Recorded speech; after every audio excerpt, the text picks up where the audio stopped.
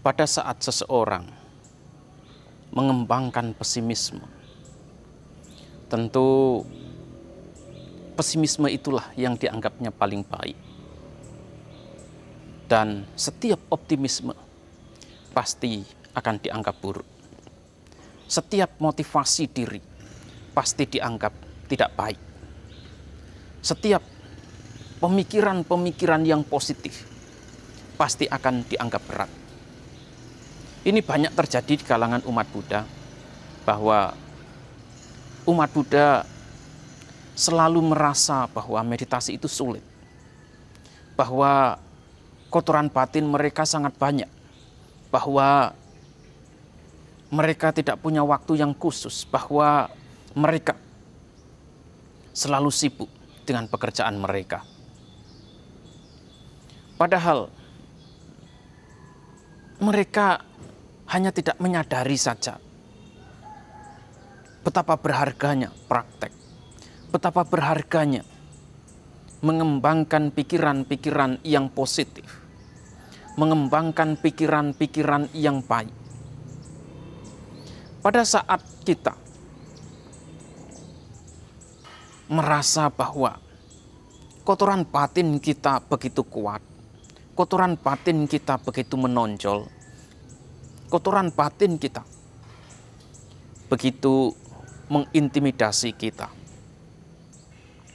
Sesungguhnya ketika kita melihat bahwa kotoran batin kita begitu kuat, kotoran batin kita sangat dahsyat, ini adalah wujud pesimisme. Kita melihat dari sisi negatifnya, kita melihat dari sisi buruknya.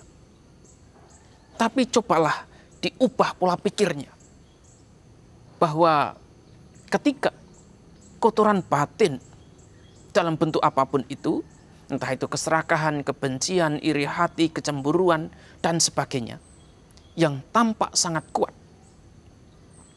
menunjukkan bukti bahwa sati kita sangat kuat. Ini hanya mengubah pola pikir saja, tidak lebih dari itu. Bahwa saat itu sebenarnya sati kita kuat, kesadaran kita kuat, sehingga mampu melihat kotoran batin seutuhnya, sehingga mampu melihat kotoran batin dengan baik dan benar. Ketika kotoran batin bisa dilihat dengan baik dan benar, ketika kotoran batin bisa dilihat dengan jelas, disitulah kita memiliki kesempatan untuk berinteraksi secara langsung dengan kotoran batin kita.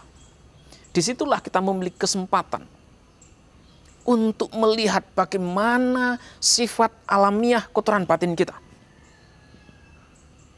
Jangan lari. Jangan menganggap itu sebagai sesuatu yang buruk.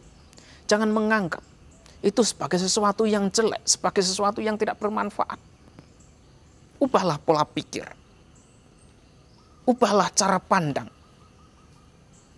Yang biasanya melihat dari sisi negatif, kemudian mengubahnya, melihat dari sisi positifnya, dari sisi baiknya. Ketika kita mampu mengubah pola pikir semacam ini, apapun itu, kemudian akan tampak menyenangkan dalam diri kita. Kotoran batin, kondisi batin yang tidak nyaman sekalipun, itu akan menjadi medan pertempuran yang luar biasa, yang sangat menyenangkan bagi kita.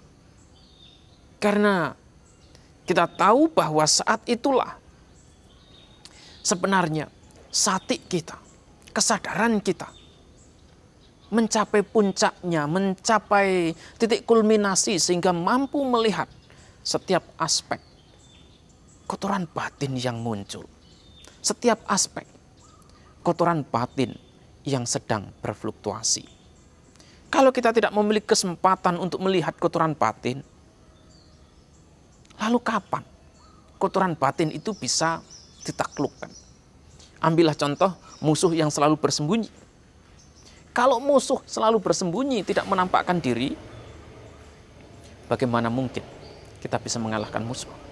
Tidak akan mungkin.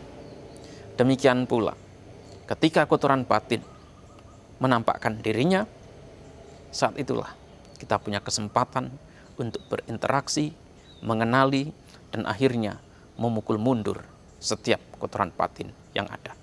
Pada saat kita tahu momen-momen yang baik bahwa kotoran batin itu sudah tidak ada lagi dalam diri kita, tepat saat itulah kebahagiaan akan muncul dalam diri kita. Kedamaian, kenyamanan akan timbul dalam diri kita. Inilah momen yang membahagiakan dan mendamaikan.